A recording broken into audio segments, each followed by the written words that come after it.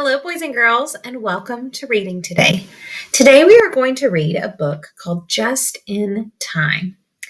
The author who wrote the words is Emily Clymer and Michelle Palmieri, and it's illustrated by A. Richard Allen. In this story, it is about two characters, but the two characters have the same name. But you will notice that their experiences with going to school are different. There are some things that they have in common and that are the same, but you're going to see some things that are different. So your learning goal today is to be able to compare and contrast the two characters. And that means that you're going to look for what about their life is the same and what about their life is different. So be listening as we read the book together. Just in Time. Do you notice that this setting looks a little bit different than this setting? There's a clue.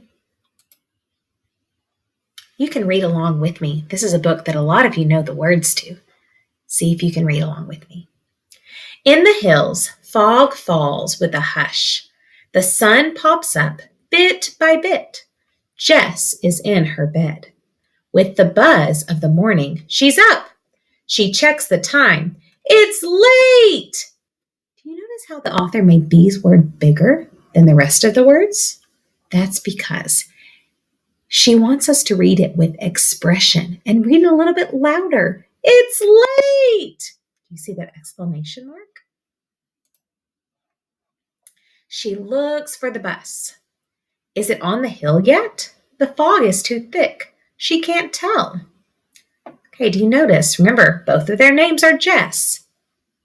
When this Jess looks out her window, what does she see? Tell your learning partner. And what does this Jess see outside her window?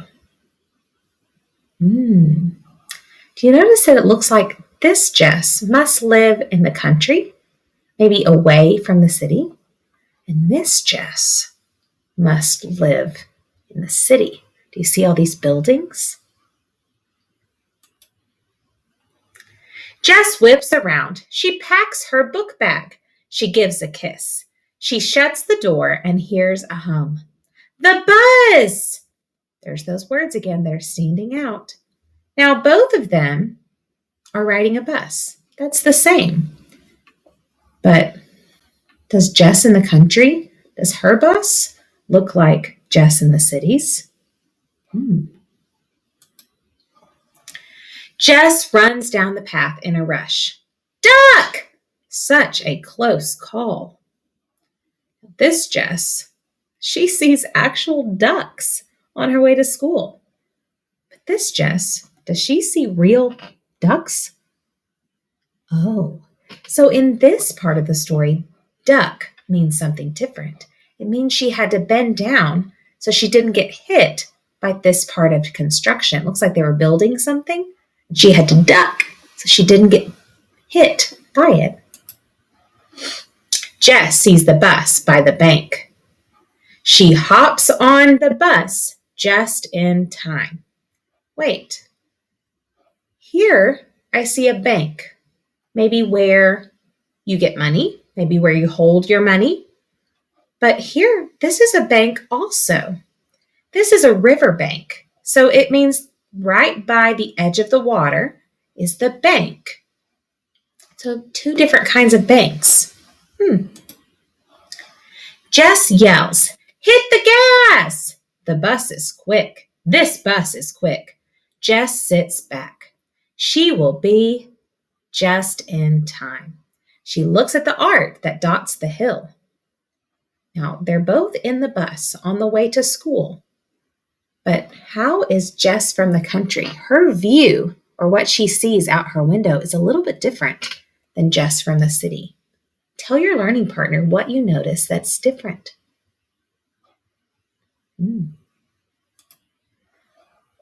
Pop! Hiss. What a mess!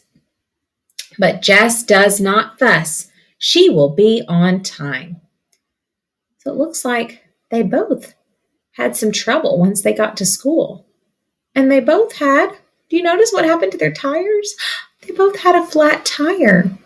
It looks like it was because of some construction or maybe somebody working on something. Jess runs in a mad dash. She sets her bag down with a thud. The bell! Jess is just in time. Do you notice something about their classrooms that are the same? Yeah, they're both sitting at desks and they both have their friends around them. Interesting. Well, remember, at the end of these books, we usually read these kind of books in your reading groups. And so at the end of this book, it talks a little bit about how the illustrator created two different stories using the same set of words. So the author, instead of changing the words for each character, she changed the pictures. The illustrator, yes, changed the pictures.